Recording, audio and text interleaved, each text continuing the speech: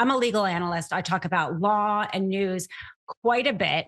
I started on this show actually in the very beginning, the first month before it was actually picked up by TYT. It was kind of in its trial period. And when we were going to talk about these topics today, the producers asked me if I was okay talking about it because of the fact that it is so difficult for people to talk about. And I was like, of course. For one, I feel like this is my job. The fact that we were able to talk about news events for all these years and suddenly, can we talk about what's going on right now? To me, it just doesn't make any sense. And if you and I, who sit here in such privilege of safety, cannot talk about this, then like, what's the point of us?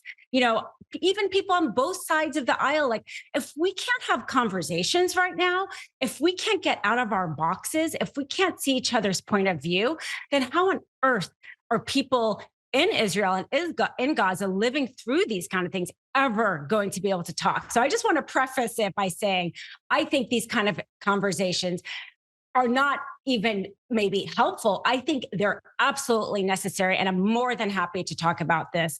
And I'm so glad that TYT and this show in particular is willing to talk about it.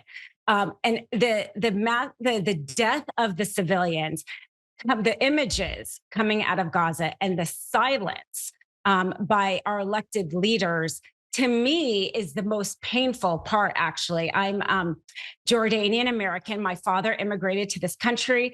I'm Christian. That point of view is really not talked about. There's a lot of anti-Arab in addition to Muslim rhetoric out there. That constituency is really being ignored.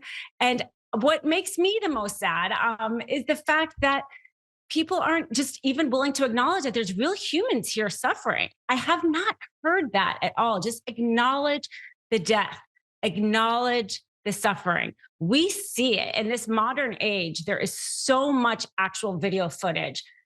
Not being willing to just put words to the images has really saddened me.